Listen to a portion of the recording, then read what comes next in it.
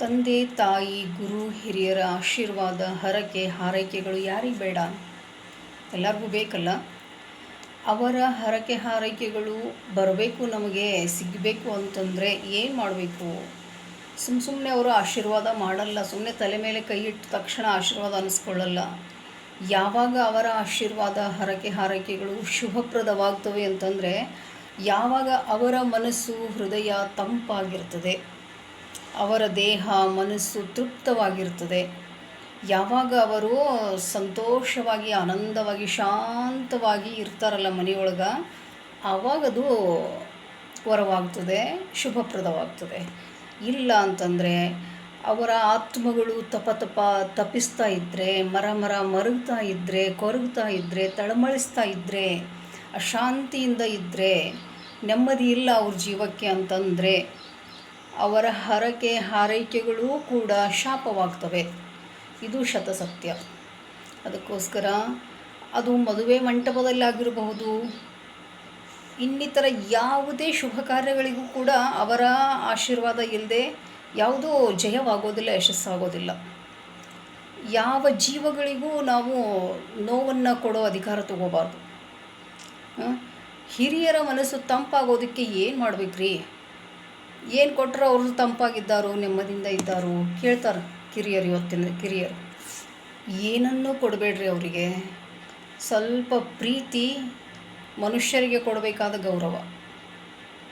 ಅವರು ಮನೆಯೊಳಗೆ ಸಾಕಪ್ಪ ಸಾಕು ಅಂಥೇಳಿ ಬಿದ್ದಂಥ ನಾಯಿಗಳ ಥರ ನೋಡಬಾರ್ದು ಅವರನ್ನು. ಅಪ್ಪ ಅಮ್ಮ ಇರ್ತಾರೆ, ವೃದ್ಧ ತಂದೆ ತಾಯಿಗಳ ಮನೆಯೊಳಗೆ. ಒಬ್ಬೊಬ್ಬರು ಮನೆಯೊಳಗೆ ಇಷ್ಟು ಕನಿಷ್ಠ ಮಟ್ಟದಲ್ಲಿ ನೋಡ್ತಿರ್ತಾರೆ, ಅವರನ್ನು ಹಿಡಿದು ಕರಳುವಾಗ. ಈ ರೀತಿ ಉದ್ದಟತನ, ಅಹಂಕಾರ, ನೀಚತನ ತೋರಿಸಿದಾಗ ಅವರು ಮನಸ್ಸು ತುಂಬಿ ನಿಮ್ಮನ್ನು ಹರಿಸಿದ್ರೂ ಕೂಡ ಅದು ಶಾಪನೆ ಆಗ್ತದೆ. ಅದು ಖಂಡಿತ ಅನುಭವಿಸೋರಿಗೆ ಗೊತ್ತಿರ್ತದೆ. ಎಲ್ಲನೂ ಅವರೆಲ್ಲ ಹೇಳ್ತಾರೆ ಅವ್ರ ತಮ್ಮ ಅನುಭವಗಳನ್ನು. ಅದಕ್ಕೆ ಅವ್ರು ತಂಪಾಗಿರ್ಬೇಕಂತಂದ್ರೆ ಏನಿರ್ತದೆ ಅವ್ರದ್ದು? ಒಂದಿಷ್ಟು ಬೆಳಗ್ಗೆಯಿಂದ ಸಂಜೆ ತನಕ ಒಂದು 4-6 ಸಂದರ್ಭಗಳು ಬರ್ತಾವಷ್ಟೇ. ಬೆಳಗ್ಗೆ ಅವರು ಎದ್ದೇಳುವಾಗ ಅವ್ರ ಹಾಸಿಗೆಯನ್ನು ಮಡಿಚಿಡೋದು ಚೆಂದಾಗಿ, ಒಂದು ಸ್ವಲ್ಪ ಅವರಿಗೆ ಸ್ನಾನಕ್ಕೆ ಹೋಗುವಾಗ ಸಹಾಯ ಮಾಡೋದು, ಏನು ಬಿಸಿನೀರು, ಬ್ರಷು, ಪೇಸ್ಟು, ಏನೇನೋ ಒಂದು ಸ್ವಲ್ಪ ಕೈ ಹಿಡಿದು, ಏನೋ ವೃದ್ಧರು ಹಣ್ಣಾಗ್ಬಿಟ್ಟು ಅವರಿಗೆ ಸ್ವಲ್ಪ ತಮ್ಮ ಕೈಲಾದವ್ರು ತಾವು ಮಾಡ್ಕೊಂಡಿರ್ತಾರೆ. ಸ್ವಲ್ಪ ಆದರೂ ಟೀನೋ ಕಾಫಿನೋ ಬ್ರೇಕ್ಫಾಸ್ಟು ಏನೋ ಒಂದಿಷ್ಟು ಪ್ರೀತಿಯಿಂದ ಕೊಟ್ಟರೆ, ಒಂದಿಷ್ಟು ನ್ಯೂಸ್ ಪೇಪರು, ಟಿ ವಿನೋ ಏನೋ ಹಾಕಿ ಅವರಿಗೆ ಮನಸ್ಸಿಗೆ ಮುದ ಅನಿಸುವಂಥ ಕಾರ್ಯಕ್ರಮ ತೋರಿಸಿದ್ರೆ, ಕಣ್ಣಿದ್ದವ್ರಿಗೆ ಹೇಳ್ತಾ ಇದ್ದೀನಿ, ಕಿವಿ ಇದ್ದವ್ರಿಗೆ ಹೇಳ್ತಾ ಇದ್ದೀನಿ, ಇಷ್ಟ ಆಯಿತು. ಇನ್ನೊಂದು ಸ್ವಲ್ಪ ರೆಸ್ಟ್ ಮಾಡ್ತಾರೆ ಅವರು, ಸ್ವಲ್ಪ ಪಾಕೋ ಏನೋ ಕಾರ್ಯಕ್ರಮಗಳು ಸ್ವಲ್ಪ ನೀವು ಅವರ ಸಹಚಾರಿಗಳಾಗಿ ಹೆಚ್ಚಿಗೂ ಇದ್ದೀವಪ್ಪ ನಾವು ಅನ್ನೋ ಭಾವನೆ ಮೂಡಿಸಿದ್ರಿ ಅಂತಂದರೆ ಸಾಕು. ನಂತರ ಊಟ ಸ್ವಲ್ಪ ಪ್ರೀತಿಯಿಂದ ಬಡಿಸ್ರಿ. ಹಿಂಗೆ ತಟ್ಟೆ ಹಿಡ್ಕೊಂಡು ಬಂದು ನಿಲ್ಲೋದು, ನಾಯಿ ಥರ ಅವ್ರಿಗೆ ಹಿಂಗೆ ಬಿಸಾಕೋದು, ಅಥವಾ ಯಾವುದೋ ಮೂಲೆ ಒಳಗೆ ಕೂರಿಸಿ ಊಟಕ್ಕೆ ಬಡಿಸೋದು, ಅದೆಲ್ಲ ಆಗಬಾರ್ದು.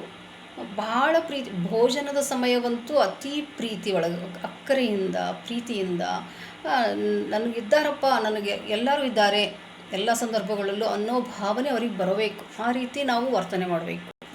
ಸ್ವಲ್ಪ ನಮ್ಮ ನಗುವಿನೊಳಗೆ ಅವರನ್ನು ಬೆರೆಸ್ಕೊಂಡು, ನಮ್ಮ ಮಾತುಕತೆಯೊಳಗೆ ಅವರನ್ನು ಸೇರಿಸ್ಕೊಂಡು, ಅವ್ರ ಕಿವಿ ಕೇಳಿಸ್ಲಿ ಬಿಡಲಿ. ಅವ್ರ ಪ್ರೆಸೆನ್ಸಿಯಲ್ಲಿ ಇತ್ತಪ್ಪ ಅಂದ್ರೆ ನನಗೂ ಮಾನ್ಯತೆ ಇದೆ, ಈ ಮನೆಯೊಳಗೆ ನನಗೂ ಅವಕಾಶ ಇದೆ, ನನ್ನ ಮಕ್ಕಳು, ನನ್ನ ಸೊಸೆ, ಎಲ್ಲರೂ ನನ್ನ ಪ್ರೀತಿ ಮಾಡ್ತಾರೆ, ನನ್ನ ಕುಟುಂಬದ ಸದಸ್ಯರು ಅನ್ನೋ ಒಂದು ಭದ್ರತಾ ಭಾವ. ಪ್ರತಿಯೊಬ್ಬರು ಬಯಸೋದು ಭದ್ರತೆಯನ್ನು. ಯಾರು ಊಟ ಹೊಡ್ಕೊಂಡು ಈ ಭೂಮಿ ಮೇಲೆ ಶಾಶ್ವತವಾಗಿ ಇರ್ಲಿಕ್ಕೆ ಬಂದಿಲ್ಲ. ಇರೋವಷ್ಟು ದಿನ ಅವರು ಅಭದ್ರವಾಗಿ ನಾಳೆ ಏನಾದರೂ ನನಗೆ ಯಾರಿದ್ದಾರಪ್ಪ, ನಾ ಹೆಂಗೆ ಮಾಡಲಿ ಅನ್ನೋ ಕೊರಗಿನೊಳಗೆ ಸಾಯಬಾರ್ದು. ಇದ್ದಾರಲ್ಲ ಮಕ್ಕಳು, ಯಾರೂ ಇಲ್ಲ ಅಂದರೆ ಅದು ದೇವ್ರ ದಿಕ್ಕು, ಅದು ಏನೋ ಆಗೋಗಿರ್ತದೆ ಅವ್ರ ಜೀವನ.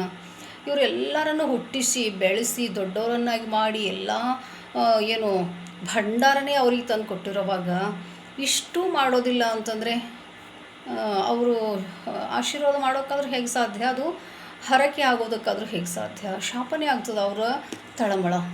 ರಾತ್ರಿ ಮಲಗೋವಾಗ ಸ್ವಲ್ಪ ಮತ್ತೆ ಚೆನ್ನಾಗಿ ಹಾಸಿಗೆ ಹಾಸ್ಕೊಡೋದು, ಸ್ವಲ್ಪ ಅವರ ಮೈ ಕೈ ಸ್ಪರ್ಶ ಜ್ಞಾನ ಬೇಕಂದ್ರೆ ಸ್ಪರ್ಶ ಪ್ರೀತಿ ಅಂತಾರೆ, ಚಿಕಿತ್ಸೆ ಅಂತಾರೆ ಅದಕ್ಕೆ. ಆ ಸ್ಪರ್ಶ ಪ್ರೀತಿ ಸಿಕ್ತಂದರೆ ಹಾಯ್ ಅನ್ನಿಸ್ತದೆ ಮನಸ್ಸಿಗೆ. ಸ್ವಲ್ಪ ಕಾಲು ಕೈ ಹೆಚ್ಕೋದು, ಸ್ವಲ್ಪ ಎಣ್ಣೆ ಹಚ್ಚೋದು, ಅಂಗಾಲಿಗೆ ತಿಕ್ಕೋದು.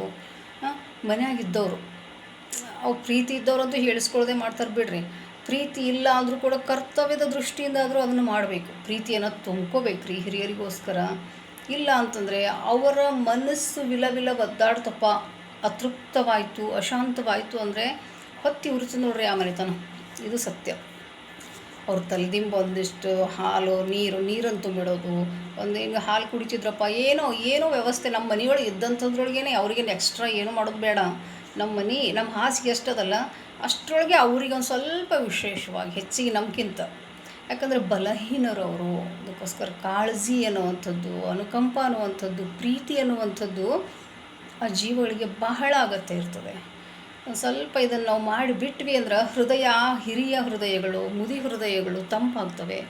ಗುರುಗಳಿಗೂ ಕೂಡ ಶಾಲೆಯೊಳಗಾಯಿತು ಇನ್ನಿತರ ಎಲ್ಲ ಕಡೆಗೂ ಕೂಡ ಉದ್ದಟತನ ತೋರಿಸದೇನೆ ಅವರನ್ನು ಗೌರವಿಸಿದ್ರಿ ಅಂದರೆ ಅವ್ರ ಮನಸ್ಸು ಮುದುಗೊಳ್ತದೆ. ಅವರು ಒಳ್ಳೆಯ ಹಾರೈಕೆ ಕೊಡ್ತಾರೆ.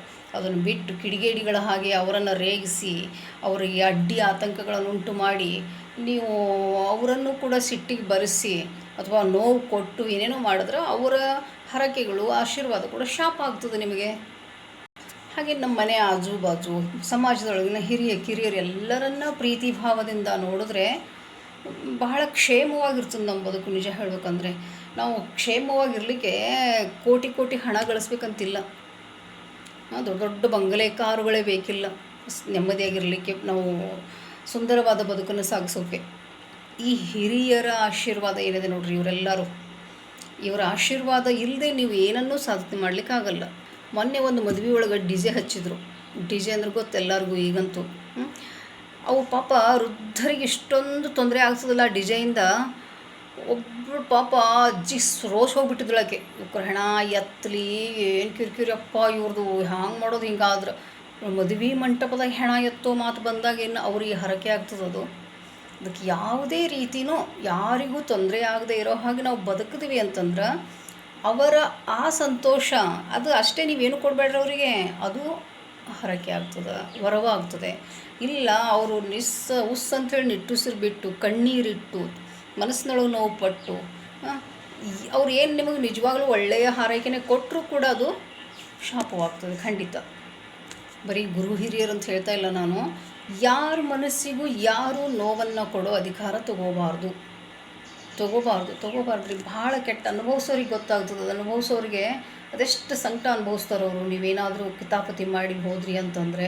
ಅದಕ್ಕೆ ಹಿರಿಯ ಜೀವಗಳ ಹೃದಯ ಮನಸ್ಸು ಎಲ್ಲವೂ ತಂಪಾಗಿರುವಂತೆ, ಅವರ ದೇಹ ಆರೋಗ್ಯವಾಗಿರುವಂತೆ ಅವರನ್ನು ರಕ್ಷಣೆ ಮಾಡೋ ಹೊಣೆಯನ್ನು ಮನೆಯ ಎಲ್ಲ ಸದಸ್ಯರು ವಹಿಸ್ಕೊಂಡ್ರಿ ಅಂತಂದರೆ ಆ ಮನೆ ಒಂದು ನಂದನವನವಾಗ್ತದೆ, ಅದು ದೇವರ ಗುಡಿ ಆಗ್ತದೆ. ಇಲ್ಲ ಅಂತಂದರೆ ಅದೊಂದು ಸ್ಮಶಾನವಾಗ್ತದೆ. ಧನ್ಯವಾದ.